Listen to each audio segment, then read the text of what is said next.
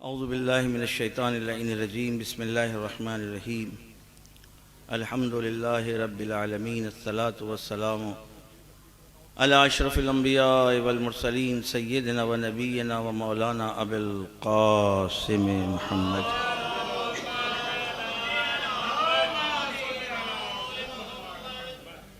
وآلہ الطیبین الطاہرین المعصومین المنتجبین المنتخبین المطہرین الذين أذهب الله عنهم الرجس وطهرهم تطهيرا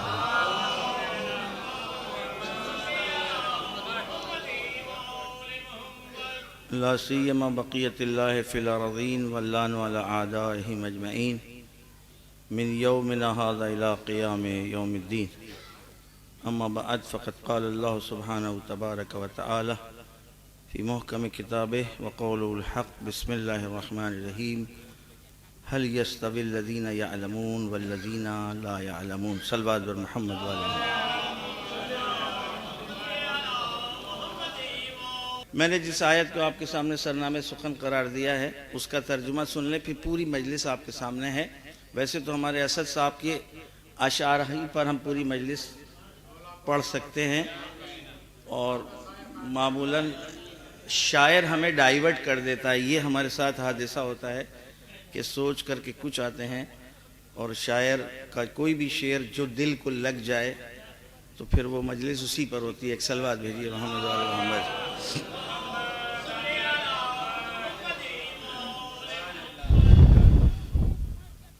قرآن استفہامیہ انداز میں ایک میسج دے رہا ہے. یہ ذہن میں رہے کہ ہمارے مرحوم اقبال صاحب مجلس ان پر نہیں پڑھ رہے ہیں، کیونکہ مجلس ان کے ایصال کے لیے ہے، لہذا ان کا ذکر کریں گے جو ان کے لیے ایصال بن سکے.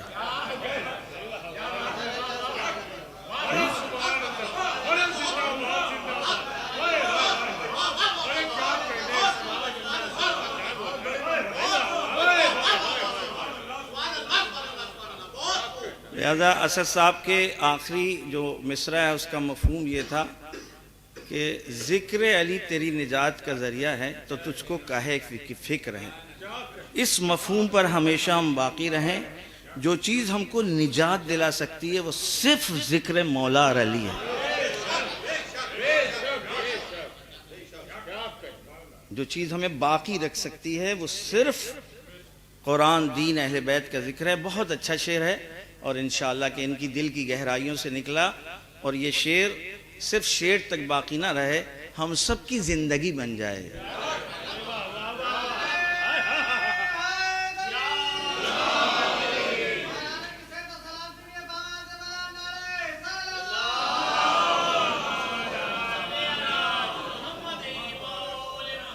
میرے عزیز دوستو، اسی لیے ہم مرتے نہیں ہیں،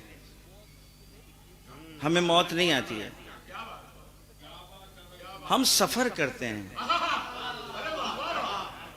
یہی وجہ ہے کہ ہماری ثقافت، ہماری تہذیب میں کبھی کوئی نہیں کہتا فلاں مر گئے.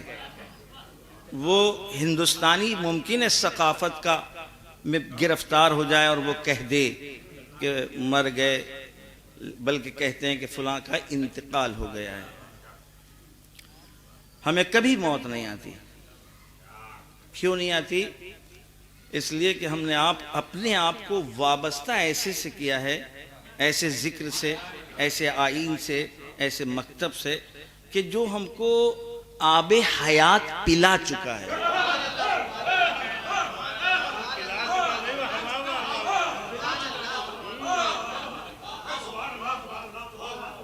لہذا ہم مرنے پر موت کا تذکرہ نہیں کرتے ہیں، حیات کا تذکرہ کرتے ہیں.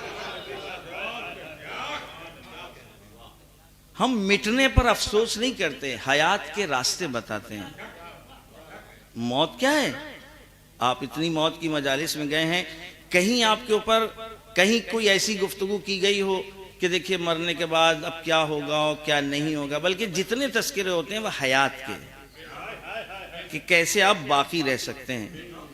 اور مرنے والے جس کے آپ ایصال ثواب کے لیے آئے جمع ہوئے ہیں، اس کی حیات کا سب سے بڑا ثبوت ہے کہ اس نے زندوں کو بلایا ہے.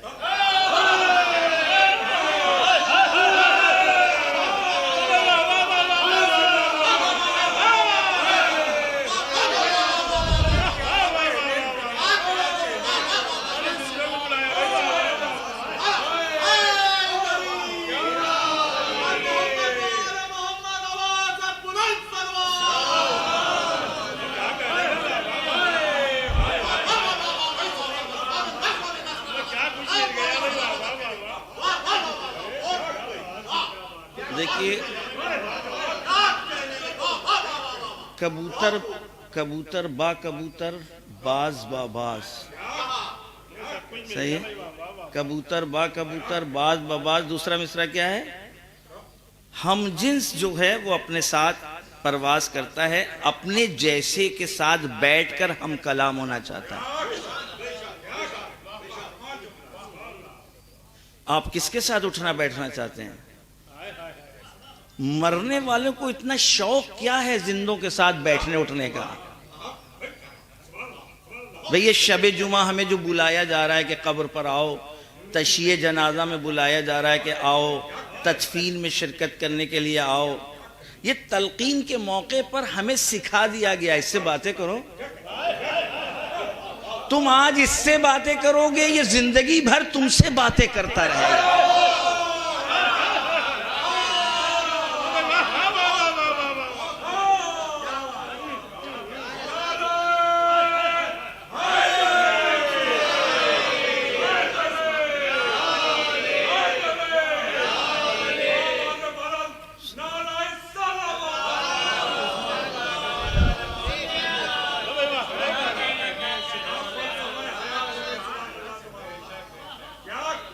ایک مرتبہ ہم نے دہرایا کہ کیا کام آئے گا، اور وہ زندگی بھر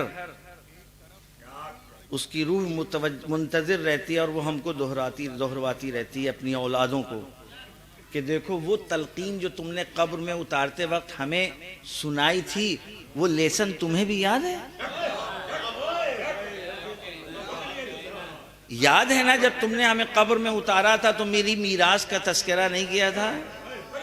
یاد ہے نا جب تم نے ہمیں قبر میں اتارا تھا تو میرے بینک بیلنس کا تذکرہ نہیں کیا تھا؟ یاد ہے نا تم کو جب تم نے ہم کو قبر میں اتارا تھا تو میری شہرت کا تذکرہ نہیں کیا تھا؟ نام ہے نام و نمود کا تذکرہ نہیں کیا تھا؟ نام ہے نا خاندانی نسب کا تذکرہ نہیں کیا تھا؟ نام ہے نا کسی نیتا گیری سے کسی کا تذکرہ نہیں کیا تھا؟ نام ہے نا کسی نیم پلیٹ کا تذکرہ نہیں کیا تھا؟ جس کا تذکرہ اتارتے وقت ہمیں سنایا تھا، بس وہی تمہارے کام آئے گا.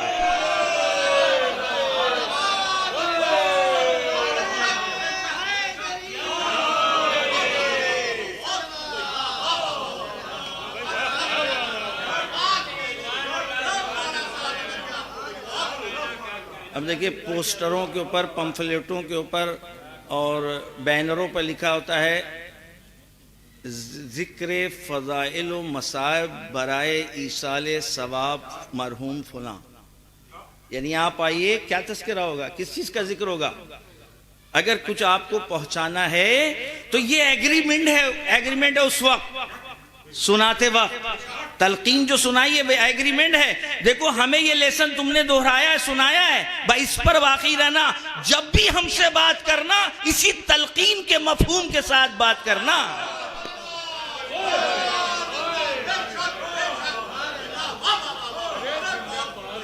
اب ہم یہاں اظہار عابدی کے فضائل بیان کریں. خسرت دنیا والآخرہ. اگر شخصی فضائل ہم اپنے مرحوم کے بیان کرنے لگے، خسرت دنیا والآخرہ، وہ فضائل جن کی بنا پر یہ زندہ ہیں، مرے ہوئے نہیں ہیں، وہ ان کی خوبیاں کہ جنہوں نے انہیں حیات بخشی ہے. میں نے ایک آیت پڑھی تھی آپ کے سامنے.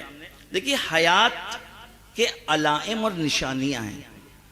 اگر وہ نشانیاں باقی ہیں تو مٹی میں چھپ جانے سے کوئی مرتا نہیں ہے.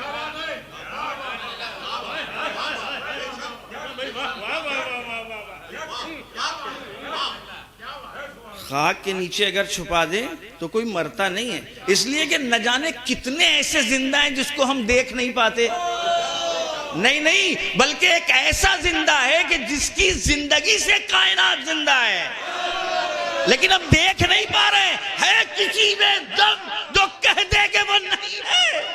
صلوات بر محمد وآلہ.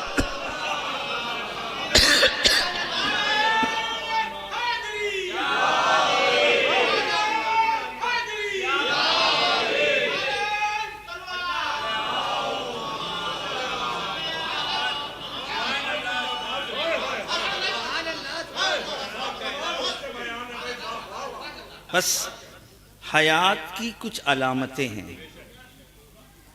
اگر حیات علم میں بدل جائے، حیات یعنی نشو و نما کی اس میں صلاحیت پائی جائے، شعور اور احساس کا مادہ باقی ہو، بدن کی نفس نہیں، یہ جسم کی نفس. یہ جو ڈاکٹر دیکھتا ہے یہ نفس ہے جسم کی. انسان جسم کا نام نہیں ہے، انسان روح کا نام ہے.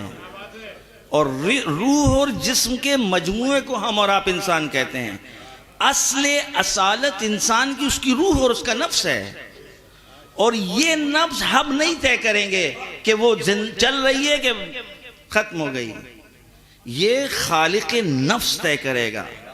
اگر نفس کے ارادے پوری طرح کام کر رہے ہیں، اس کی پلاننگ باقی ہے، اس کا مقصد مکمل ہو چکا ہے، تو یہ نفس کبھی نہیں مرتا. لہذا جسم کا مقصد محدود، روح کا مقصد لامحدود. کیونکہ جسم کو خلق کیا ہے اشیاء سے، روح کو خلق کیا ہے اپنے نفس سے. خلقت من روحی، میں نے اپنی روح پھونکی ہے. تو جب تک وہ باقی، ہر ایک کی روح باقی.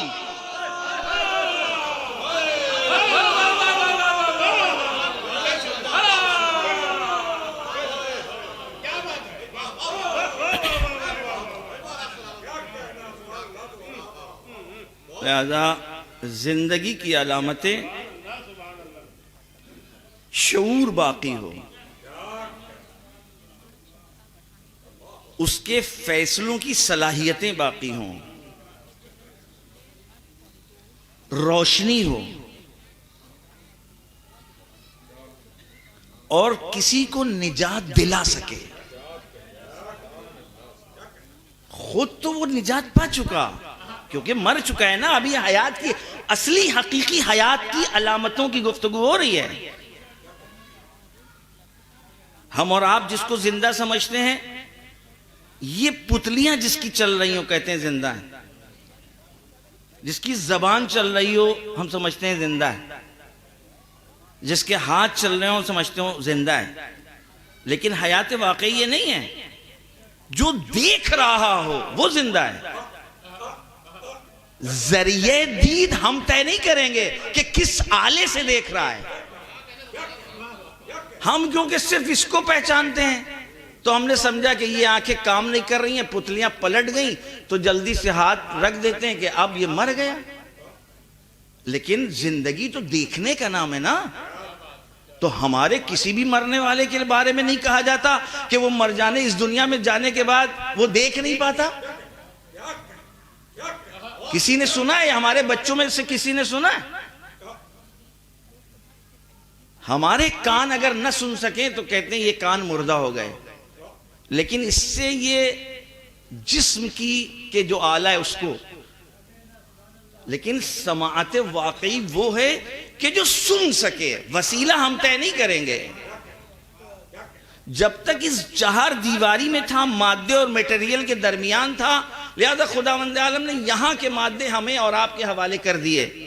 لیکن جب اس نے اس چار دیواری کے باہر بلا لیا، اس مادے سے باہر کر لیا، اب وہ خود وسیلہ طے کرے گا کہ اب یہ میرا بندہ کس چیز کے ذریعے سنے گا، کس چیز کے ذریعے سے دیکھے گا، کس چیز کے ذریعے سے اقدام کرے گا. ایک صلوات بھیجیے محمد.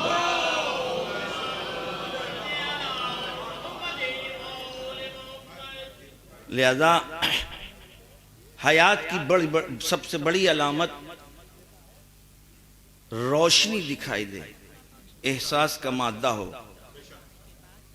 اصلی حیات وہ ہے کہ جو کسی کے لیے سایہ بن جائے.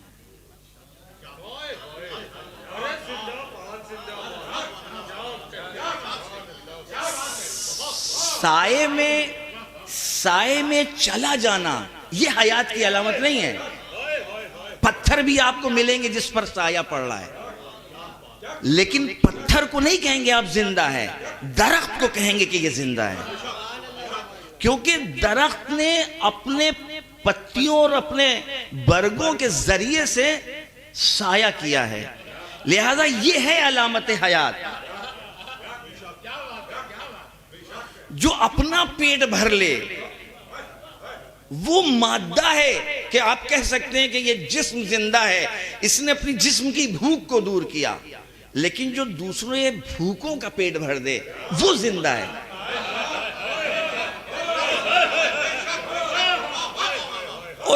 اور بھوکوں کو پیٹ بھرنے کے لیے جسم کی ضرورت نہیں ہے، مرنے کے بعد بھی وہ زندہ بھوکا پیٹ بھر سکتا ہے۔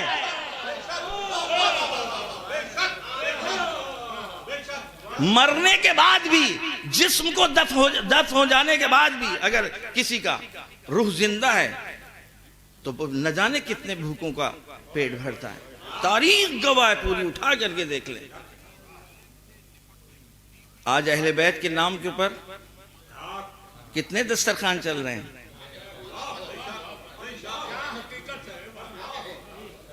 اب جو دسترخوان کا فلسفہ ہے اس پر ہم نہیں بولیں گے، لیکن جو ہمارے بزرگوں نے قائم کیا تھا وہ یہی تھا، بتا سکیں کہ یہ مرے نہیں ہیں، زندہ ہیں، ان کا ہدف زندہ ہے، ان کا مشن زندہ ہے۔ جب تک تھے پال رہے تھے، چلے گئے ہیں پالیں گے۔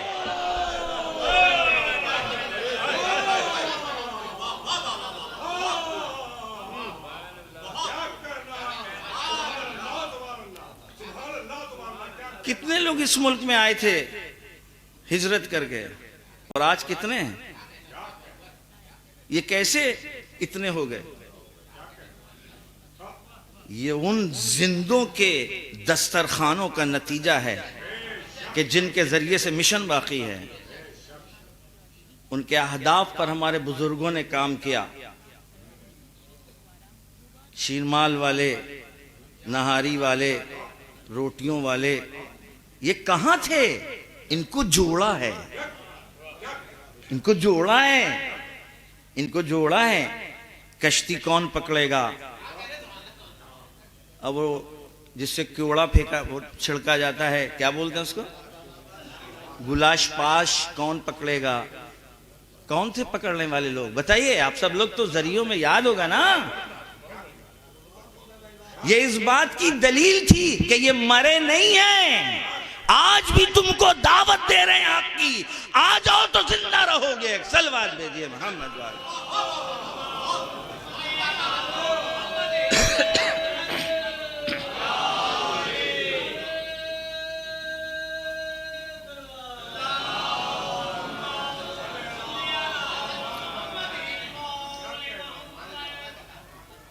اب بہرحال بدل گیا ہے، اب ہم کو اشارہ کرنا پڑتا ہے۔ 10 لوگوں میں سے کسی ایک کو اوپر ہو کے جائیے گا۔ 10 لوگ شرکت کیے آئے ہیں مجلس میں، ان میں سے 1-2 لوگوں کو بلاتے ہیں، اوپر جائیے گا۔ دسترخوان بچھانا واجب نہیں ہے، دسترخوان بچھانا واجب نہیں ہے اہل بیت کی مجلس میں۔ اما جتنے آ گئے سب اہل بیت کے مہمان ہیں، ان میں سے انتخاب کرنا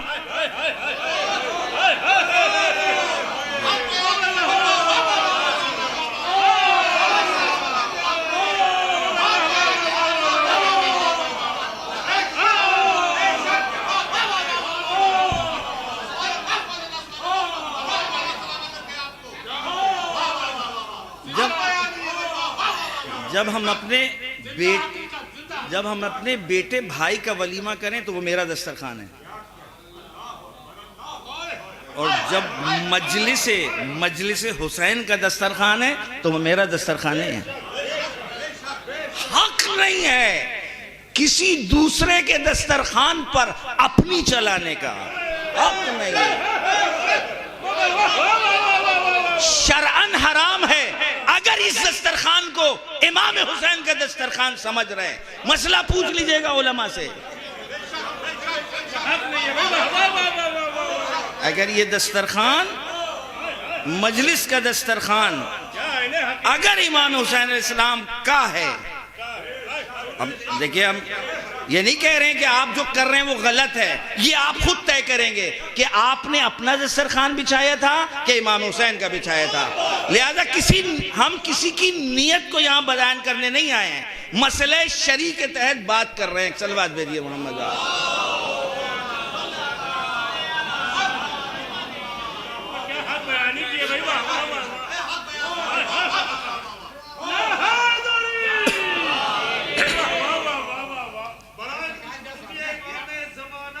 آ جائیے.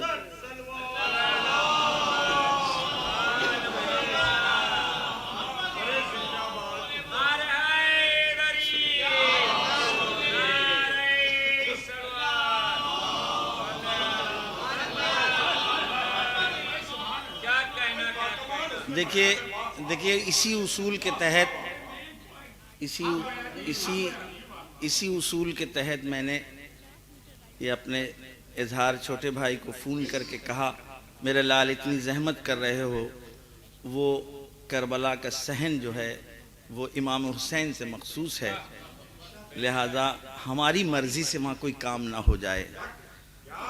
البتہ اس نے پہلے سے یہاں انتظام کیا ہوا تھا کرسیوں کا بھی، لہذا یہ خیال رہے کہ جن کے گھر میں آئے ہیں ان کے اعتبار سے ہمیں عمل کرنا ہوگا. کہیں کا اصول یہاں پیادہ نہیں ہوگا. اگر کہیں اور کا اصول یہاں پیادہ ہوا تو توہین بھی ہے اور حرام بھی ہے.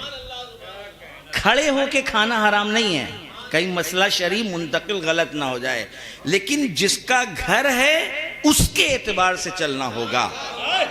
اب طے کر لیجئے یہ گھر ان کا ہے، اگر ہے تو ان کے اصول کیا ہیں، جو ان کے اصول ہوں گے وہ انشاءاللہ ایک سلوات بھی دیے ہوں گے.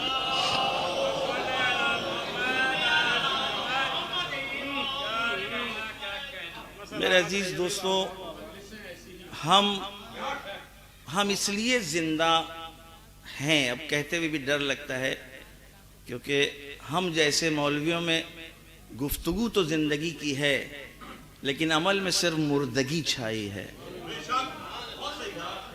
زندگی کی علامت علم ہے، کیونکہ علم میں روشنی بھی ہے.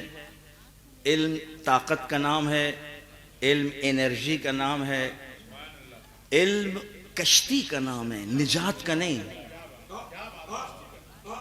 علم کشتی کا نام ہے، نجات کا نہیں. نجات تو بہت چھوٹی سی چیز ہے. نجات کے ذریعے انسان اپنے آپ کو بچا لے گا کہ بھئی وہ نجات پا گئے. علم نجات دلاتا ہے. اور میرے عزیز دوستوں، سب سے زیادہ اگر علم اور ایجوکیشن کے اوپر کسی دین اور مذہب اور مسلک اور آئین نے زور دیا ہے، آپ خود جواب دیجئے نا. صحیح ہے؟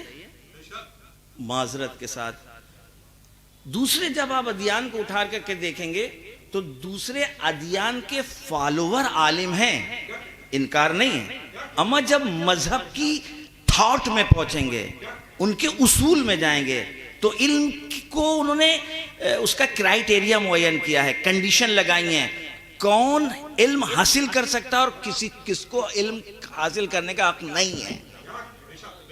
آپ سرزمین ہند پر رہتے ہیں، آسانی سے اس بات کو سمجھ جائیں گے.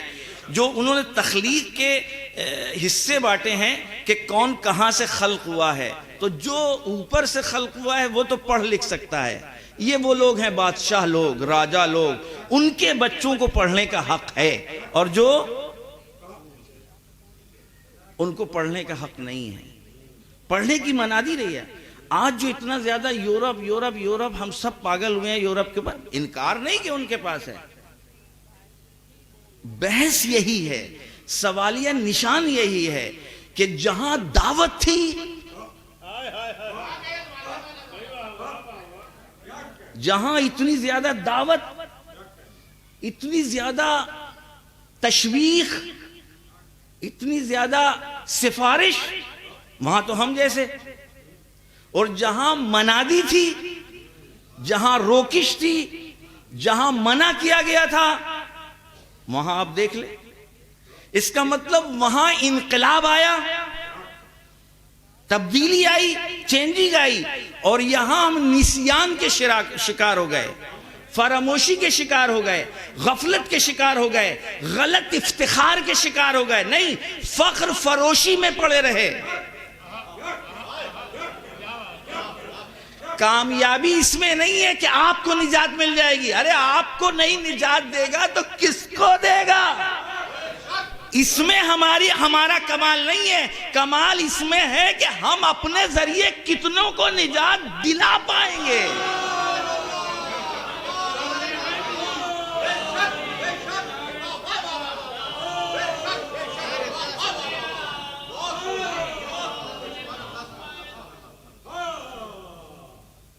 بہتے ہوئے دریاؤں سے ہم خود اپنے آپ کو نکال لے جائیں تو ٹھیک ہے، آپ بچ گئے، بہت اچھی بات ہے، آپ نجات پا گئے، لیکن آپ کس کو نجات دلا سکے؟ ہمارے دین، ہمارے مکتب، ہمارے آئین نے جو زور دیا تھا وہ اس لیے نہیں کہ تم روشنی حاصل کر لو، صرف اس لیے نہیں، بلکہ کہا تھا تم روشنی بن جاؤ، تم خود روشنی بنو، تم خود چراغ بنو۔ اور میرے عزیز دوستو، یہ صرف مفہومی گفتگو نہیں ہے، اتنی زیادہ کربلا کی ہم اور آپ گفتگو سنتے ہیں، کربلا میں کوئی ایسا نہیں تھا کہ جس کے پاس صرف روشنی ہو، ہر وہ جو امام حسین علیہ السلام کے ساتھ آیا وہ چراغ تھا،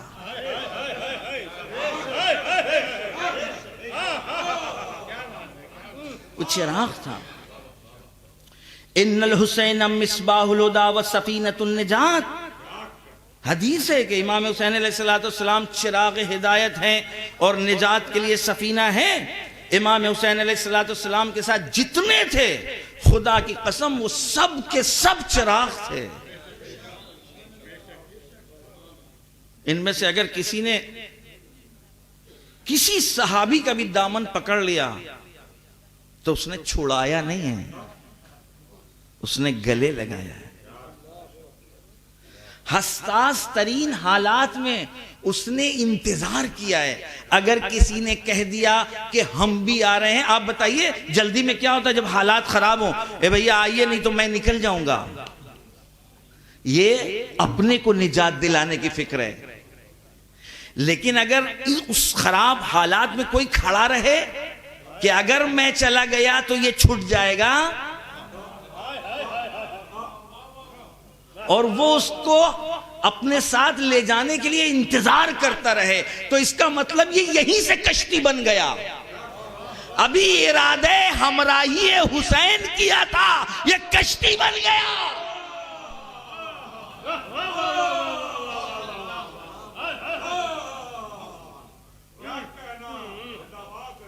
یہ یہیں سے نجات دلاتا ہوا آگے بڑھا ہے۔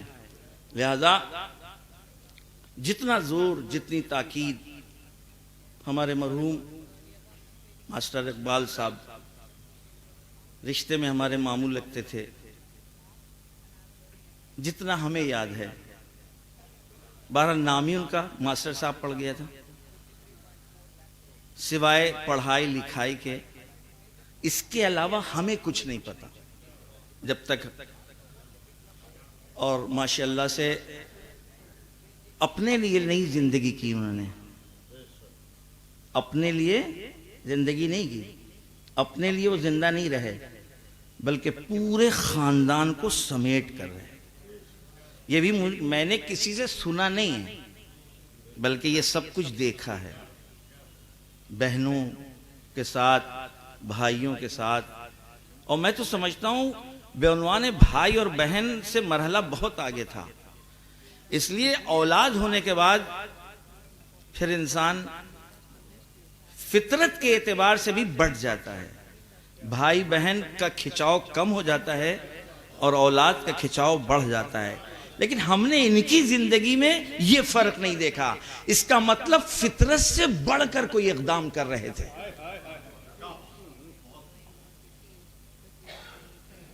اب آپ یہ بتائیے کہ جنہوں نے اتنی پاک زندگی اس طریقے سے گزاری ہو اور پڑھانا لکھانا، اپنے بھائیوں کو بہنوں کو ایک منزل تک پہنچانا اور اولادوں کو، تو اب ان کی اولاد کو تو بہرحال اسی طرح ہونا چاہیے جیسے آپ دیکھ رہے ہیں، اور انشاءاللہ ہم دعا کرتے ہیں کہ اپنے باپ کی سیرت کو مد نظر رکھ کر کے خود سادہ رہیں اور وہ تحریک کو آگے بڑھائیں کہ وہ کتنا دوسروں کے لیے سایہ بن سکتے ہیں۔ ہمیں جتنا پتا ہے ماشاءاللہ ان کی اولادیں بھی اس پر عمل کر رہی ہیں، لیکن کمال میں کوئی حد معین نہیں ہے۔ مادی کمال میں کوئی حد معین ہے، لیکن یہ روحانی کمال اور روحانی پرواز ہے۔ اس میں کہیں نہیں کہا گیا کہ یہاں تک اڑنا اور اس کے بعد بس ایک ہی وہ حد ہے کہ جہاں اب کے بڑھ کر معبود کا سلسلہ شروع ہو جائے۔ بس وہ ہے ابدیت کی انتہا. ایک صلوات بھیجیے محمد والے.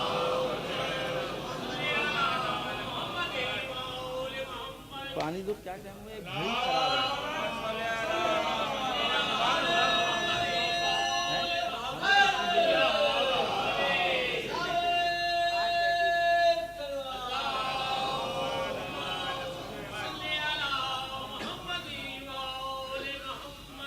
لہذا علم اس وقت نافع ہوتا ہے، ثمر بخش ہوتا ہے کہ جب علم کے مطابق عمل بھی ہو. علم ثمر بخش اس وقت ہوگا جب اپنی معلومات کے مطابق زندگی گزار رہا ہو، جو اس نے حاصل کیا ہے اس کے مطابق وہ آگے بڑھے. چراغ ہاتھ میں ہو، اس کے بعد وہ غلط راستہ انتخاب کر لے کہ جس میں لڑکھڑا کے گر جائے، تو بتائیے ایسے چراغ کا کیا فائدہ؟ آج یورپ اور ہمارا جو جھگڑا ہے وہ یہی. ہم ان کے ہاتھ میں چراغ کے منکر نہیں ہیں. ہم یہ نہیں کہتے کہ ان کے پاس چراغ نہیں ہے، علم ہے، ٹیکنالوجی ہے، لیکن چراغ ہوتے ہوئے وہ اندھیروں میں بھٹک رہے ہیں.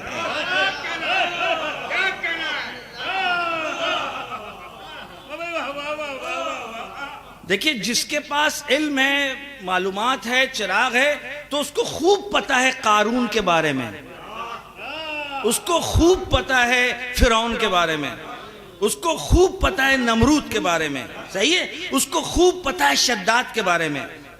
اتنی زیادہ معلومات کے باوجود آزمائے کو دوبارہ آزمانا. صلوات بھیجیے.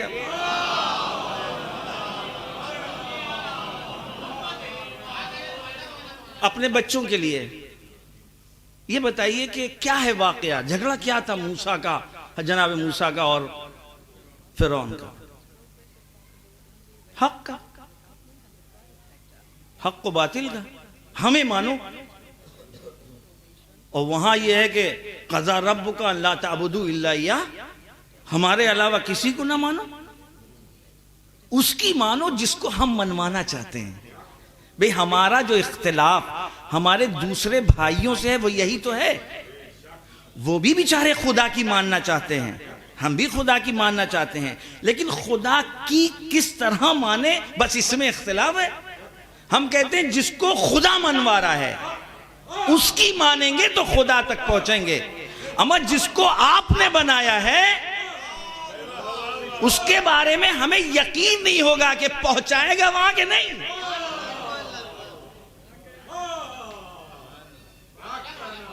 جو وہاں سے آیا ہے اس کو راستہ پتہ ہے نا، اور جو یہاں کا ہے. آپ یہ بتائیے، نورباڑی کا راستہ کوئی پوچھے تو شاہ حسن سے پوچھے گا کہ یہ جو آپ دور سے آئے ان سے پوچھے گا؟ بھئی حق کا راستہ کس سے پوچھیں گے؟ دین کا راستہ کس سے پوچھیں گے؟ خدا کا راستہ کس سے پوچھیں گے؟ اس سے پوچھیں گے نا کہ جس کو خدا نے بھیجا ہے. اور جس کو ہم نے اور آپ نے معین کر لیا، ابھی تو ہمارے درمیان میں سے تھے. بس یہی. لہذا آپ دیکھیں کہ ہمیں ٹیکنالوجی کا انکار نہیں ہے، ان کے پاس علم کا ہونا اس کا کوئی انکار نہیں، لیکن ہمارے دین اور مذہب نے کہیں پر بھی خالی علم کی تعریف نہیں کی ہے. علم آلہ ہے، وسیلہ ہے. علم چاقو ہے دھاردار. اما کیا کاٹیں گے، کب کاٹیں گے، کیسے کاٹیں گے، اس کا نام ہے تزکیہ، اس کا نام ہے تربیت. لہذا خالی علم کے ذریعے سے آپ چاہیں کامیاب زندگی گزار لیں، ممکن نہیں ہے. آپ کو اتنا ہی پتا ہے نا کہ چاقو کاٹتا ہے، یہ تو ایک بچے کو بھی پتا ہے. جیسے ہی پتا لگا اس کے پاس نالج آ گئی، آپ اس کے ہاتھ میں چاقو دے دیں، لیکن تربیت نہیں ہوئی ہے، سیکھ نہیں پایا ہے کہ اس دھاردار چاقو سے کاٹے کیا. آج جن کے پاس علم ہے وہ چاقو ہے بغیر تربیت کے. لذا ہمارے کیا ایٹم بم بنانا حرام ہے، وہاں ایٹم بم بنا کے استعمال ہو گیا، اور فقر بھی ایسی پر اکثر بات دے دیا.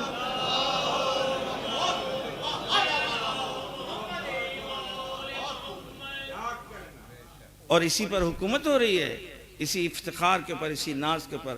لہذا جلدی جلدی ہم کبھی نہیں مرتے. ہمارے پاس جو علائم ہیں، علامتیں حیات اور زندگی کی بتائی ہیں، ہم وہ علامتیں ہمارے پاس اگر ہے تو ہم نہیں مریں گے. ہمارے پاس علم ہے، اگر علم کے ساتھ تزکیہ ہے تو کون کہے گا کہ ہم مر جائیں گے. لہذا 10 سال 20 سال 50 سال کے بعد بھی جن کے بچے الحمدللہ ہونہار ہیں اور ذمہ دار ہیں، وہ ایصال ثواب کے پروگرام اپنے ماں باپ کے لیے کرتے رہتے ہیں، اس لیے کہ وہ اس بات پر ان کو باور ہی نہیں ہے کہ میرے ماں باپ مر گئے. ان کے ماں باپ زندہ ہیں، تبھی تو ان کی طرف سے نماز پڑھواتے ہیں، تبھی تو ان کی طرف سے روزے رکھواتے ہیں، تبھی تو ان کی طرف سے بھوکوں کو کھانا کھلواتے ہیں، تبھی تو ان کی طرف سے نہ جانے کتنے ضرورت مندوں کی ضرورتیں پورا کرتے ہیں. بھئی کر رہے ہیں آپ، نیت کر رہے ہیں ماں باپ کی طرف سے، اس کا مطلب زندہ ہے نا، تبھی تو یہ نیت ہو رہی ہے. لہذا میرے عزیز دوستوں، حیات جب تک مثمر ثمر نہ ہو، علم جب تک مثمر ثمر نہ ہو، اس وقت علم ناکارہ ہے، بیکار ہے. بالکل ایسے چاقو کی طرح جیسے کسی ایک بچے کے ہاتھ میں دے دیا جائے، بلکہ بچے سے بڑھ کر کے کہیں کسی اندھے کے ہاتھ میں دے دیا جائے. لہذا تزکیہ بہت ضروری ہے، اور بس یہی فرق ہے. ہمارے دین اور مکتب نے علم کی دعوت دی ہے سب سے زیادہ، خدا کی قسم. قرآن مجید میں سب سے پہلی آیت کریمہ اگر کوئی اتری ہے، کون بتائے گا؟ بولے. 2 آدمی اور نہیں 3 آدمی اور 4 آدمی. سب سے پہلی آیت کریمہ علم کے سلسلے میں، سیکھنے کے سلسلے میں آپ کے قرآن میں جو آپ کے لیے اترا ہے، کائنات کے لیے، انسانیت، اقرا بسم ربک الذی خلق.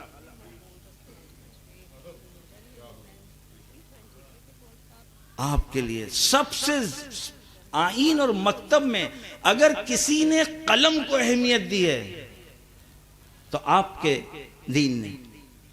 قلم کی قسم کس نے کھائی؟ قرآن نے.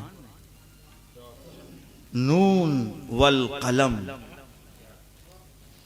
اب آپ بتائیے انصاف سے کہ اتنی تاکید اور سفارش کے بعد ہم قلم پکڑتے ہوئے میری انگلیاں اگر کپ کپائیں، تھر تھرائیں اور دھیرے سے پیچھے ہٹے کہ نہیں وہ لے آئیے ذرا سا، تو کب تک کب تبدیلی آئے گی؟ اتنی مجلسیں، اتنے فرش ادا، اتنی تاکید، مرحوم ڈاکٹر قلب صادق صاحب کی طرف سے اتنی کوششیں. میرے عزیز دوستوں، اس پر کچھ کرنا ہوگا.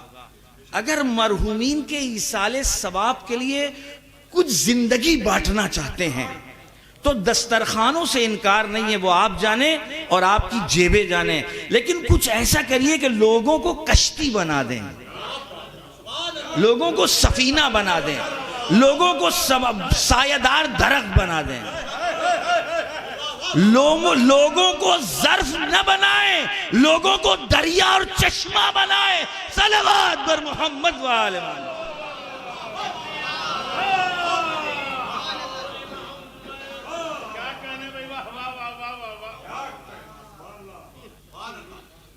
رسول اکرم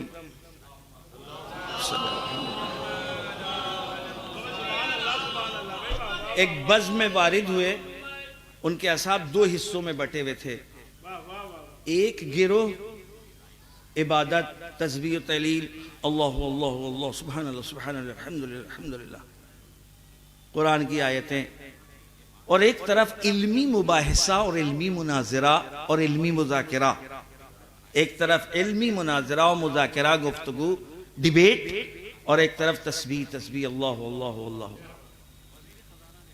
حضرت وہاں جا کر کے بیٹھ گئے کہ جہاں علمی مذاکرہ ہو رہا تھا، پڑھنے پڑھانے کی بات ہو رہی تھی. اور میرے عزیز دوستوں، یہ بزمیں ہم لوگ ایسا نہیں ہے کہ ہم کو مدینے جانا ہوگا اور مسجد النبوی کہاں اور ہم کہاں. یہ ہم لوگ اپنے محلوں میں، اپنے گھروں میں، اپنے رشتہ داروں اور خاندانوں میں کر سکتے ہیں. اور آج تو گروپ بنا سکتے ہیں واٹس ایپ کے ذریعے سے اور دیکھیں کہ آپ کو میتھ کی زیادہ معلومات ہے، آپ کے خاندان کے کتنے بچے ہیں جنہوں نے میتھ لی ہے، ان کے ساتھ ذرا میتھ کا ایک علمی مذاکرہ کر لینا. آپ کو سائنس کی معلومات ہے، آپ کے کتنے رشتہ دار ہیں جو بیچارے ٹیوٹر نہیں لے سکتے سائنس کا، تو 10-15 منٹ. آج علمی ایجوکیشن کا پیٹرن بدل گیا ہے. آج کتابیں کلوئی نہیں جاتی. یہ تو ہم کو بے وقوف بنایا جا رہا ہے کیونکہ یہاں دکانیں ہیں، ایجوکیشن سسٹم نہیں ہے. لہذا یہاں وسط ٹرم میں، بیچ میں پورا کورس بدل دیا جاتا ہے، جہاں پورا گھر کا گھر، ساری فیملیز گھبرا جاتی ہیں کہ اب یہ بیچ میں کہاں سے کورس لائیں گے. آج ایجوکیشن کا جو پیٹرن ہے وہ فارمولے ہیں. آج فارمولے ہیں. اس پوری بحث میں کیا نکال کر کے پلا دیں تاکہ یہ پورا چیپٹر اس کی سمجھ میں 2-2-4 کی طرح آ جائے. یہ کون کرے گا؟ یہ وہ لوگ کریں گے جو اس مرحلے سے گزر چکے ہیں. ہمارے مرحوم اقبال صاحب نے نہ جانے کتنوں کو پڑھایا ہے. آج جو یہ زندہ ہیں اس وجہ سے زندہ ہیں. اور اس دن اظہار نے بتایا کہ ان کے کتنے شاگرد آئے ہیں کہ جو نان مسلم تھے. اس کا کیا مطلب ہوا؟ اس کا مطلب جس چیز سے انہوں نے سیراب کیا تھا اس کے بعد ان کو کبھی تشنگی کا احساس نہیں ہوا، اور انہیں وہ ظرف یاد رہے، وہ چشمے یاد رہے، وہ ہاتھ یاد رہے کہ جس کے ذریعے سے ان کی پیاس بجھائی گئی تھی. صلوات بھیجیے محمد والے.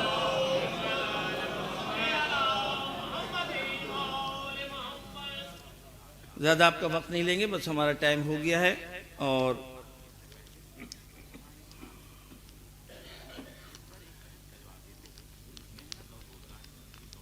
حضرت علی علیہ السلام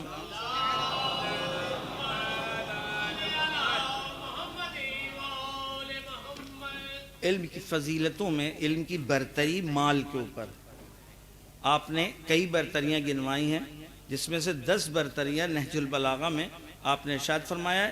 یہ ہم آپ تک پہنچا رہے ہیں. سنیے گا تو ثواب ہوگا، چاہے عمل کریے یا نہ کریے.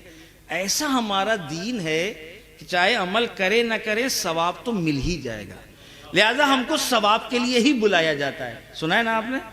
آئیے ثواب دارین حاصل کریں.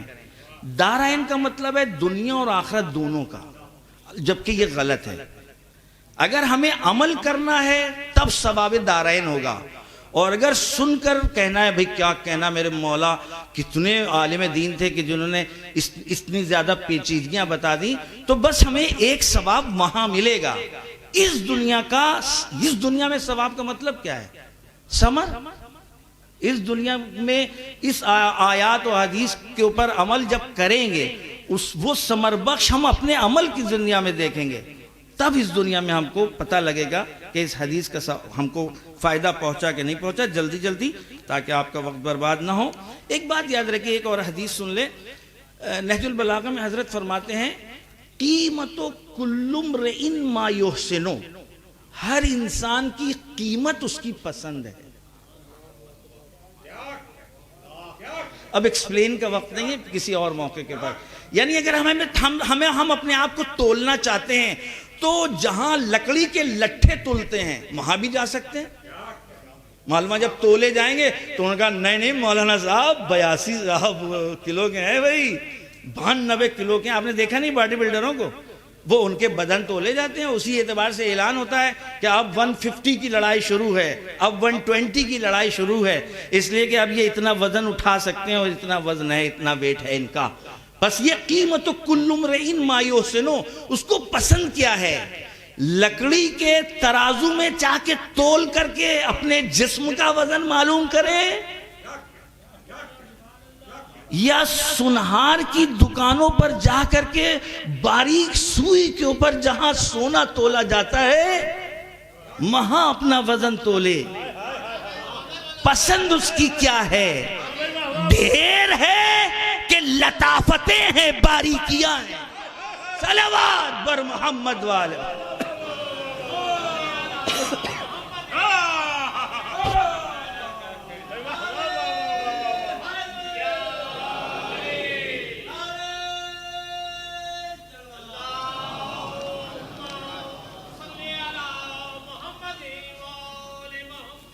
یہ مولا علی کا فرمان ہے جس کو ہم نے اپنا بنا لیا کہ ہمارے مولا.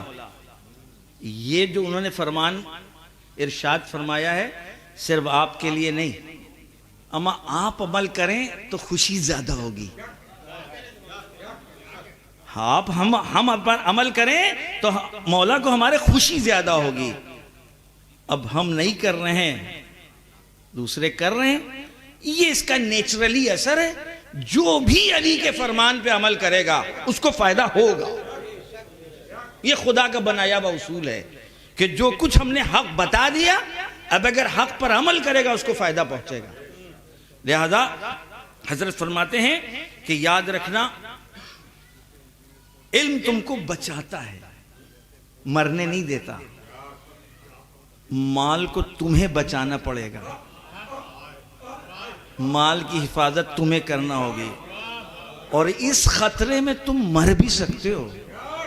یہ میری طرف سے اس کا ایکسپلینیشن تھا، حدیث کا جز نہیں ہے. مال کو تمہیں بچانا ہوگا، علم تمہیں بچاتا ہے. تمہارا کام ہے علم حاصل کرنا، بچانا کام علم کا ہے.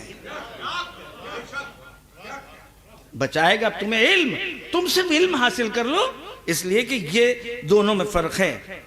العلم یزکو علی الانفاق. علم کی ایک خوبی یہ ہے، خرچ کرو گے بڑھے گا.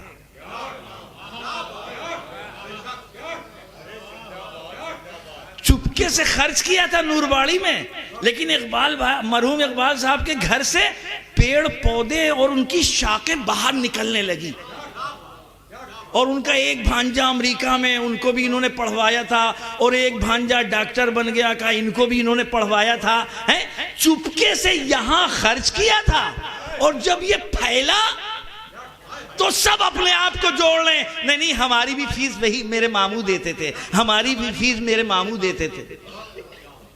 العلم یزکو علی الانفاق والمال ینقص بالنفق. اما مال خرچ کرنے سے گھٹتا ہے. اچھا، مال کو بھی ہم بچا سکتے ہیں. مال کی خاصیت یہ ہے کہ مال کو خرچ کریں گے تو گھٹے گا. بالکل نیچرلی چیز ہے. میرے پاس ابھی 100 روپے ہیں یہاں، اب کوئی آئے مانگنے کے لیے، بغیر سوچے سمجھے جو بھی ہم اپنے ارادوں کے تحت اس کو خرچ کر لیں تو کم ہو جائے گا. 50 خرچ کر لیں 50 بچے گے. مال کی خاصیت یہ ہے کہ خرچ کرنے سے کم ہوگا. ہمیں تو کچھ ایسا سکھایا ہی نہیں گیا کہ جو تمہیں دے دیا وہ ختم ہو جائے. کچھ بھی ایسا ہمیں نہیں بتایا گیا کہ جو تم کو ہم دے رہے ہیں وہ ختم ہو جائے گا. یہ کیسے اس فارمولے پر عمل کریں کہ جو ختم نہ ہو؟ کون بتائے گا؟ جو مال ہمیں دیا گیا ہے نا، اس کی مرضی کے مطابق خرچ کریں جس نے دیا ہے. تو جس نے ابھی دیا ہے جب اس کے اشاروں پہ خرچ ہوگا تو وہ کل بھی دے گا. آپ یہ بتائیے، باپ اپنے بیٹے کو پیسے دے اور وہ جا کر اپنی پھوپھی کو دے آئے، اپنے چچا کی ضرورت پر دے آئے، اور باپ کو کہیں سے پتہ لگ جائے. انصاف سے بتائیے، پہلے اس نے 100 روپے دیے تھے، اب کی جب دے گا اپنے اس بیٹے کو،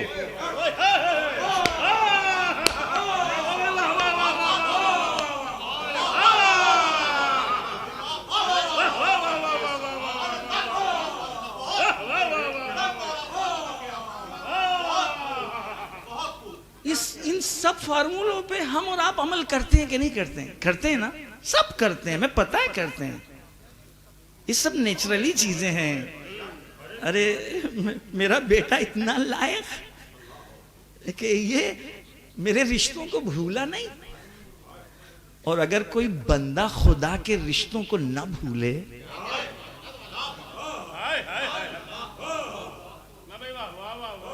خدا کی قسم، علی اور اولاد علی جب سنگریزوں پر ہاتھ رکھتے تھے تو سنگریزوں میں دم نہیں تھا کہ وہ سنگریزے بن کر کے ہاتھ میں آ جائیں. دم نہیں ہے. یہ سنگریزے جواہرات میں بدل جائیں گے.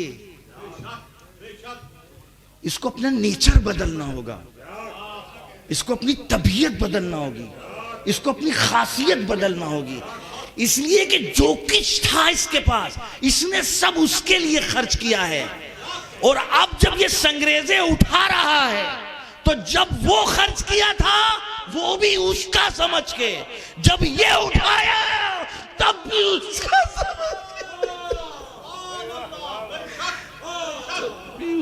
سمجھ کے،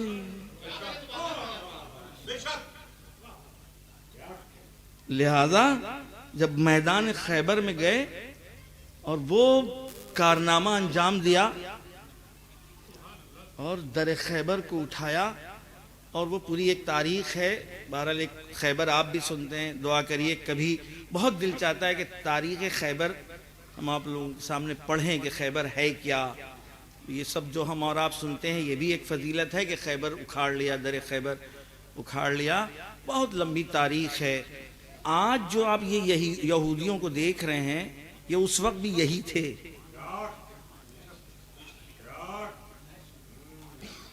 اب ان کو زیر کرنا کس کا کام ہے؟ یا علی کا؟ علی والوں میں تو آپ بہت خوش ہو جاتے ہیں، بولیے ہمیں کرنا ہے، یہ نہیں کہ کوئی گروہ معین کر دیا علی والے کریں گے، ارے ہم بھی تو علی والے ہیں، ہم نے اپنے آپ کو کتنا آمادہ کیا کہ اب اگر کوئی حق کے مقابل میں آ جائے تو طے کر لے کہ زیر کرنا ہے۔ صلوات بھیجیے محمد والے۔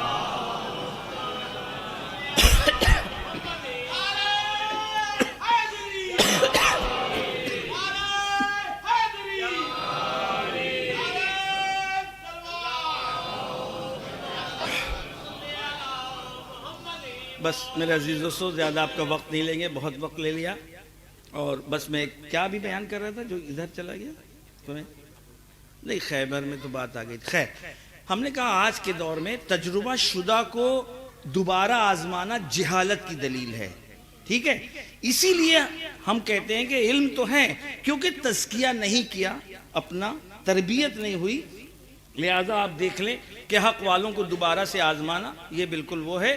پوری ایک تاریخ رہی ہے جناب موسیٰ اور فرعون کے درمیان، بات یہ تھی اصل کہ فرعون اپنے آپ کو منوانا چاہتا تھا، اس جناب موسیٰ انکار کر رہے تھے۔ حد یہ ہے کہ جناب موسیٰ کی بھانجی یا بھتیجی فرعون کے دربار میں اس کی لڑکی کا میک اپ کیا کرتی تھی، کنگھی وغیرہ کیا کرتی تھی، اور یہاں تک کہ ایک دن کنگھی کرتے ہوئے اس کا کنگھا ہاتھ سے چھٹ گیا۔ جب ہاتھ سے چھٹا تو اس جناب موسیٰ کی بھتیجی یا بھانجی نے، کیوں مجھے کنفیوژن ہے یہاں پر اس لیے میں اس طرح بیان کر رہا ہوں، بہرحال جناب موسیٰ کی فالوور جو جناب موسیٰ پر اعتقاد رکھتی تھی کہ یہ اللہ کی طرف سے ایک پیغمبر اور نبی ہیں، رشتہ داری نے اس کو یہ نہیں بنایا، اس اصول کی پابندی نے قابل ذکر بنایا ہے کہ جو ہم آج یہاں پر اس کا نام لے رہے ہیں اور اس کے بارے میں تذکرہ کر رہے ہیں، اور یہاں تک کہ یہ وہاں جیسے ہی کنگھا گرا تو اس کی زبان پر خدا کا نام آ گیا، اشہد ان لا الہ الا اللہ اور یا اللہ۔ تو فوراً جس کی کنگھی کری تھی وہ فرعون کی بیٹی تھی، اس نے کہا کہ کس کا نام تم نے لیا؟ کیا تم میرے باپ کو خدا نہیں مانتی؟ کہا نہیں۔ کہا کس کو مانتی ہوں؟ آپ نے فرمایا، فرعون کی یعنی اس بچی نے، اس مومنہ نے بیان کیا کہ میں اس کو خدا مانتی ہوں جس نے تمہارے باپ کو پیدا کیا ہے۔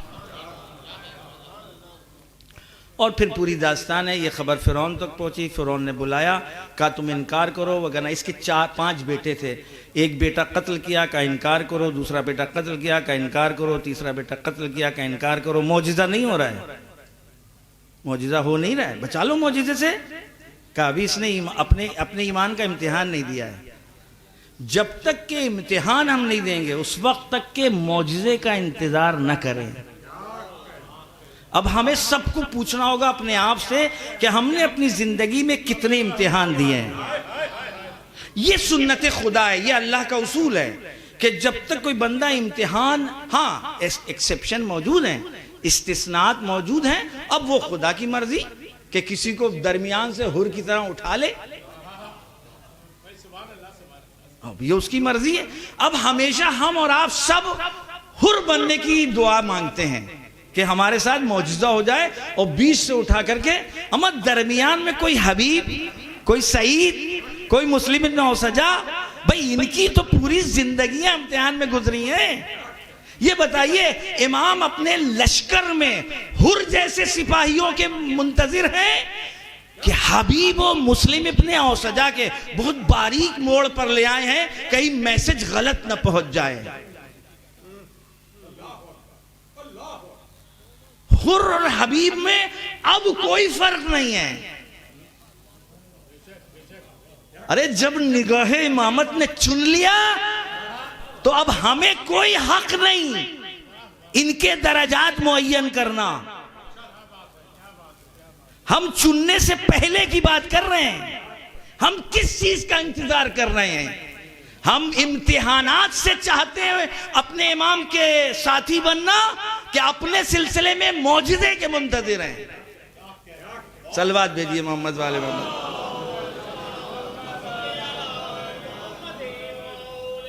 یہ چیپٹر یہیں پر کلوز، کیونکہ بہت حساس چیپٹر ہے. ابھی سماج اتنا آمادہ نہیں ہے. لہذا جو میں بات کر رہا تھا اس کا ایک بیٹا، دوسرا بیٹا، لیکن مستقل بچے کو قتل کر رہا ہے. اور خود صرف قتل ہی نہیں کر رہا ہے، سخت ترین انداز میں.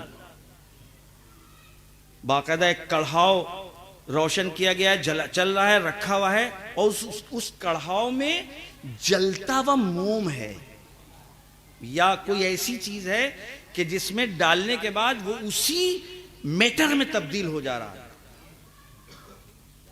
اور یہاں تک کہ 4 بیٹے اس کے وہ پکڑ کے ڈالتا رہا اور ہوتا رہا، یہاں تک کہ وہ آخری بچہ جو آغوش میں تھا. اور یہ بچہ گویا جب چھیننا جانے لگا، اس نے کہا ابھی بھی وقت ہے، بولو اور ہماری وہ الوہیت کا اقرار کرو، ہم کو خدا مانو. تو یہاں پر ڈگمگائی اور نزدیک تھا کہ اب یہ وہ موقع ہے کہ اب جتنی تم میں طاقت ہے اتنا تم آگے آؤ، اس کے بعد ہم پر چھوڑ دو. بس یہی ہوا. اور بس یہی وہ منزل تھی جہاں معجزہ ہوا.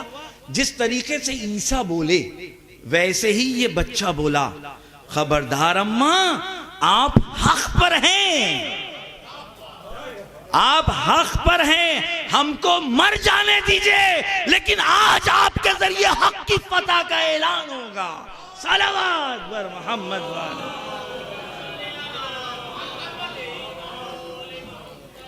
خوب یہ سلسلہ ختم ہو گیا. بس میں جلدی اور یہاں تک کہ یہ لڑائی جھگڑا اسی طرح وہ رہا ان کی طرف سے، یہودیوں کی طرف سے جو خاص ایک قسم کا گروہ تھا جناب موسیٰ کو مان رہے تھے، وہ تو آج بھی یہودی کہلاتے ہیں. ایک وہ گروہ کہ جو اصلاً آپ کی نبوت کا منکر تھا، اور وہ خاص طور سے فرعون اور اس کے ساتھی.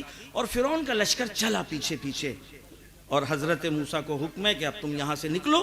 آپ حضرت وہاں سے نکلنے اپنے ساتھیوں کے ساتھ ایک ایسی منزل تک پہنچے کہ جہاں آگے دریا ہے.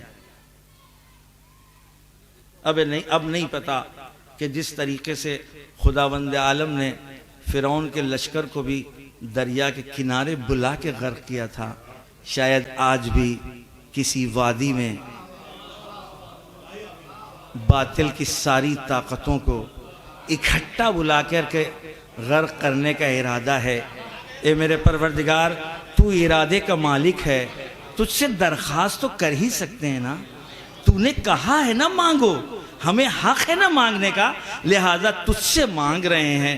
پھر ایک مرتبہ سے دہرا دے نا، تاکہ ہم لوگ اپنی آنکھوں سے دیکھ لیں کہ جس طریقے سے اس زمانے کے فرعون کو اس کے پورے لشکر کے ساتھ غرق کیا تھا، آج کے زمانے کے سارے فرعونوں کو ایک ساتھ غرق کر دے، کیونکہ اتنی امتحان کی طاقت نہیں ہے.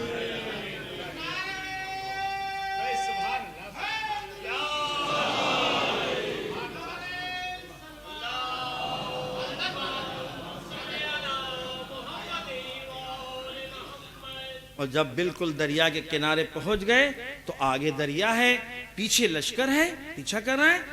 جناب موسیٰ کے ساتھیوں نے سوال کر لیا، موسیٰ کیا ہوگا؟ آگے دریا، پیچھے لشکر.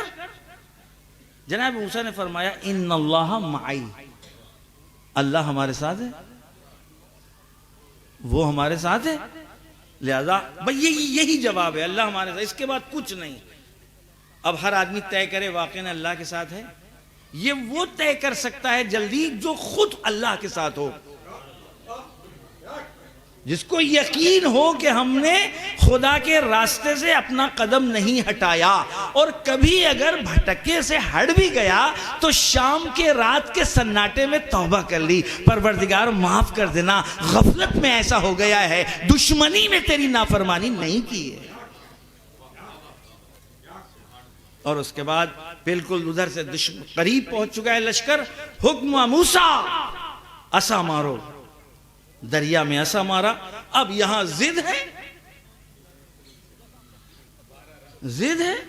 12 گروہ ہیں۔ اچھا، خدا جب کسی کو منوانا چاہتا ہے تو خوب ضدیں قبول کرتا ہے،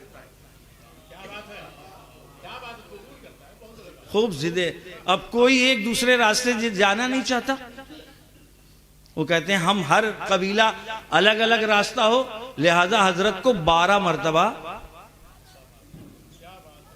کاش کہ لکھنؤ میں بھی کم سے کم 2 راستے اس کی طرف سے ہو جائیں، ہر گروہ ایک راستہ اپنا لے، لیکن یقین ہو کہ یہ اللہ تک پہنچائے گا، کنفیوژن نہ ہو کہ کس راستے سے جائیں گے کہ ہمیں نجات ملے گی۔ وہاں یقین تھا کہ اللہ کا نمائندہ اپنی عصا کے ذریعے جو راستہ بنا رہا ہے، ہیں کئی، جائیں گے ایک ہی جگہ، ہیں راستے کئی، لیکن کیونکہ عدد بڑا اچھا تھا، 12 عدد تھا، 12 راستے بنے تھے، لہذا پہلے کے راستے پر جاؤ گے وہیں پہنچو گے، دوسرے کے راستے پر جاؤ گے وہیں پہنچو گے، جنگ اپناؤ گے تو پہنچو گے، صلح اپناؤ گے تو پہنچو گے۔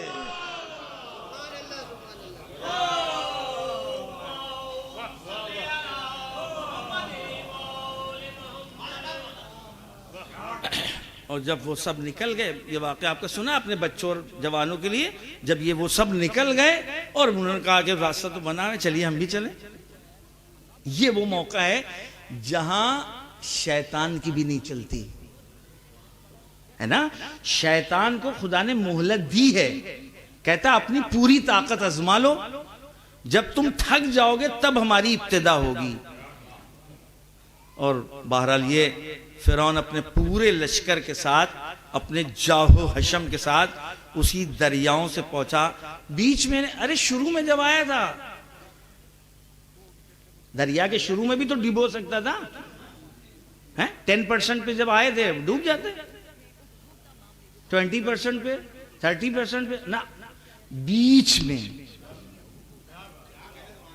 میں ارے دریا کی نہریں اور تھپیڑے بھی تو باطل کو نابود کرنے میں اپنا شیئر رکھنا چاہتی ہیں نا۔ انصاف پروردگار اگر یہ سوال کر لیتی کل دریا کی تھپیڑے، اے میرے پروردگار تو عادل ہے، تو نے یہ 2 حصوں کو برابر سے نہیں بانٹا، 30% کے اوپر تو نے غرق کر لیا، تو یہ 30% والے تو ناس کریں گے، لیکن 70% کا کیا ہوگا؟ کا بیچ میں جس کو جتنا عمل کرنا ہے عمل کر لو، فیصلہ ہمارا ہے، اقدام تمہارا ہوگا۔ صلوات بر محمد والے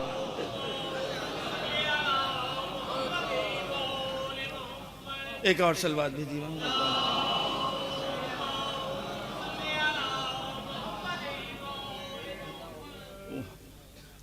صلوات بھیجیے محمد والے۔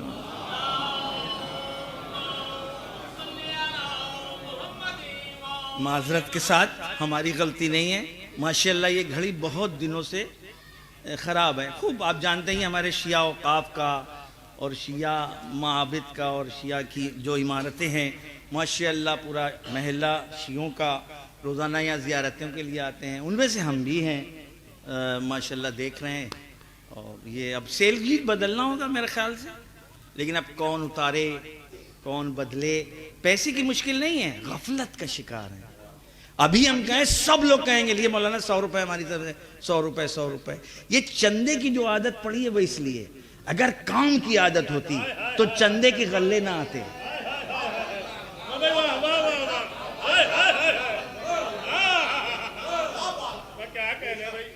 چندے کی عادت اس لیے پڑی کہ کام کی عادت نہیں تھی. لے لو جاؤ بھیا کرا لینا، تو لہذا آپ نے خود ہی تو سکھایا ہے. یہ پیسہ بڑی بری چیز ہے، لہذا جب ڈھیر ہو گیا، کام اتنے میں ہو گیا، تو اب کون اتنا واپس کرے گا. ہمارے پاس بھی آئے تو ہم بھی بہرحال شک و شکوک میں پڑھ سکتے ہیں.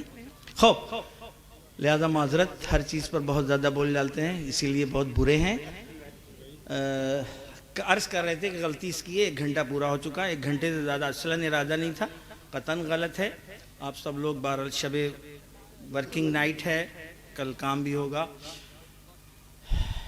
کیسے باقی رہیں؟ فارمولہ پتہ ہے؟ ان کے ہو جائیں، زندہ رہیں گے. بہت معمولی سا بڑا. اب اسد صاحب انشاءاللہ کہ 100 سال 200 سال تک زندگی گزاریں، اما جب تک اپنے پیروں پر کھڑے رہیں تب تک خدا ان کو حیات دے. پروردگار ہم سب کو اس وقت تک زندگی دینا جب تک کسی کے بوجھ نہ بن سکیں. جب تک بوجھوں کو اٹھاتے رہیں زندگی دینا، جب بوجھ بن جائیں تو اٹھا لینا. قابل ذکر اسی وقت رہ سکتے ہیں کہ جب صاحبان ذکر سے وابستہ ہو جائیں. ان کا ذکر صرف زبان کے ذریعے سے نہیں بلکہ اپنے عمل سے کرے. اہل بیت کی صفات کو اپنانے کی کوشش ہم سب کریں. ہم خود اپنے آپ کو کہہ رہے ہیں وہ کریم تھے تو ہم میں بھی کچھ کرم آنا چاہیے. وہ سخی تھے، ہم میں بھی کچھ سخاوت کی جھلکیاں آنا چاہیے. ان کے گھروں سے کبھی کوئی بھوکا واپس نہیں گیا.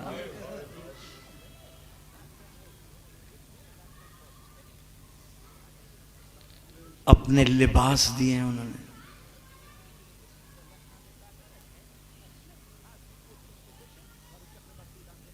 جو گھرانہ ایسا ہو، آج تک اس فلسفے کو کوئی حل نہیں کر پایا ہے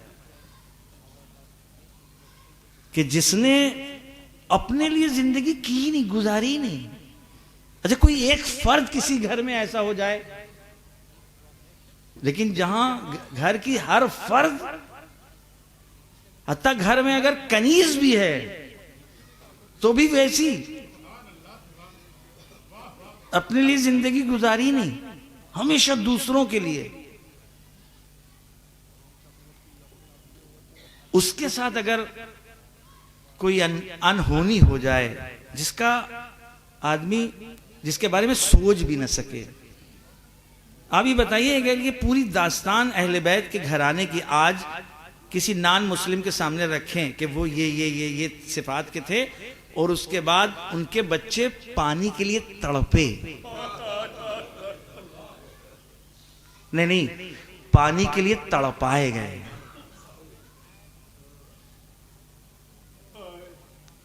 ارے کسی بھی گھر میں اگر کوئی موت ہو جائے سبھی لوگ آ جاتے ہیں. ابھی ہندوستان میں اس بات کا احساس تو سبھی کو ہے. ابھی ہم نے دیکھا کہ اظہار کے والد کے میں نہ جانے ہمارے کتنے ہندو بھائی آئے تھے، کتنے سنی برادران آئے ہوں گے. اپنی انسانیت کا ثبوت دیا انہوں نے. دوستانہ ہے، روزانہ اٹھنا بیٹھنا ہے. آخر اس کے باپ کا انتقال ہو گیا ہے، ہم اس کے غم کو بانٹیں بھی نا. مسلمانوں انصاف سے بتاؤ، کیا اتنا بھی احسان رسول اکرم کا نہیں تھا کہ ان کی اکلوتی بیٹی رونے کے لیے ترسے، رونے کے لیے، اور ان کے لیے کوئی وقت معین کیا جائے کہ یا دن کو روئیں یا رات کو روئیں؟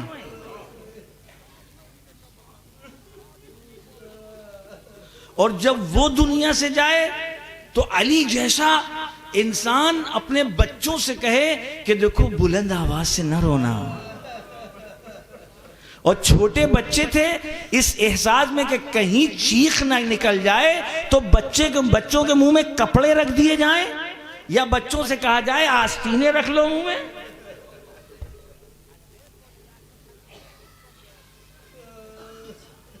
اور جب اس گھر سے جنازہ نکلے، ارے اس گھر پہ نہ جانے قطاریں لگتی تھی نا.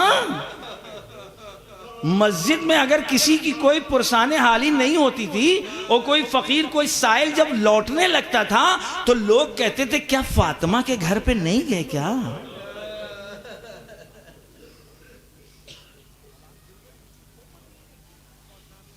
کیا تم علی و فاطمہ کی ڈیوڑی پر نہیں گئے کیا؟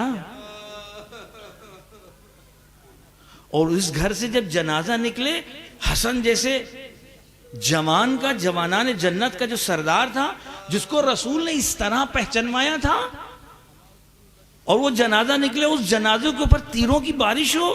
یہ ہے تاریخ کی حقیقت. آج ہم شرمندہ ہو جاتے ہیں نان مسلم کے سامنے جب وہ سوال کر لیتا ہے کہ یہ تمہاری تاریخ ہے مسلمانوں کی، کہ رسول کا فرسٹ ریلیشن میں نواسا اور اس کے اوپر مسلمانوں کی طرف سے تیروں کی بارش. صرف بحث اس بات کی تھی، ضد اس بات کی تھی کہ یہ یہاں دفن نہیں ہوگا.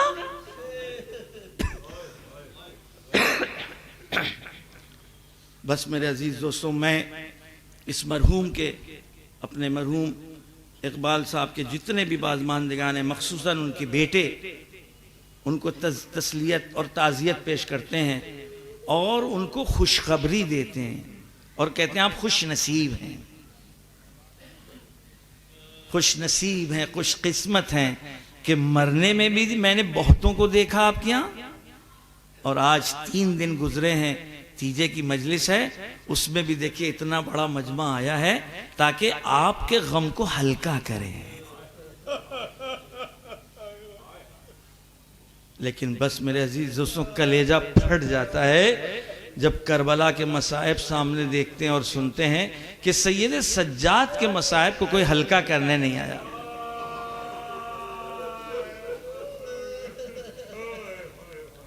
رباب کے پاس کوئی نہیں آیا،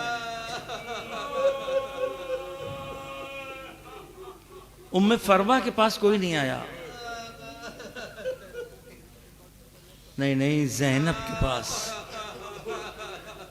نہیں، میں نے شاید غلط کہہ دیا، زینب سب کے پاس گئی، ام فروہ کے پاس کوئی نہیں آیا، اما زینب آئیں.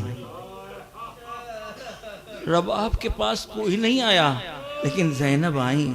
نہیں میں پھر غلط کہہ رہا ہوں، ارے رباب کو آگے بڑھنے ہی نہیں دیا، ام فروہ کو بڑھنے ہی نہیں دیا. نہیں میں ہوں نا، میں اس مصائب کو اپنے سینے پر لوں گی، اور سب سے آگے پرسہ لینے کے لیے زینب ہیں. لیکن میرے عزیز دوستوں، جب زینب کے 2 شیر آئے تو زینب نظر نہ آئی، اس لیے کہ اس احساس میں کہیں میرا بھیا دیکھے گا تو شرمندہ نہ ہو جائے.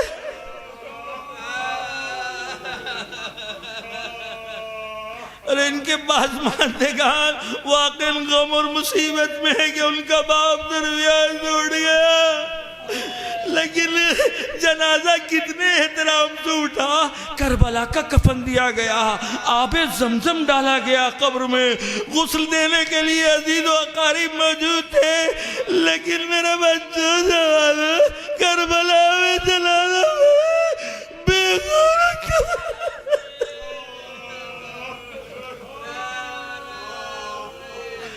کوئی ایک آواز نہیں کہ چلو رسول کا نواسا اس کو غسل و کفن کر دے. نہیں ایک بیٹا، ارے کوئی تو باقی نہیں رہا، نہ عباس نہ علی اکبر، نہیں یہ تو پہلے ہی دنیا سے جا چکے. سب کے جنازوں پر میرا مظلوم امام پہنچا، لیکن میرا مظلوم امام گھوڑے سے زمین پر آیا، کوئی موجود نہ تھا، نہیں ایک وہی ذوالجنا جس نے صبح سے دیکھا کہ جب بھی کوئی جنازہ زمین پر گرتا تھا تو آقا اس جنازے کو خیموں تک لے جاتے تھے۔ یہ بے زبان جانور، ارے پسو پیش میں اپنے آقا کی جنازے کو کیسے لے جاؤں؟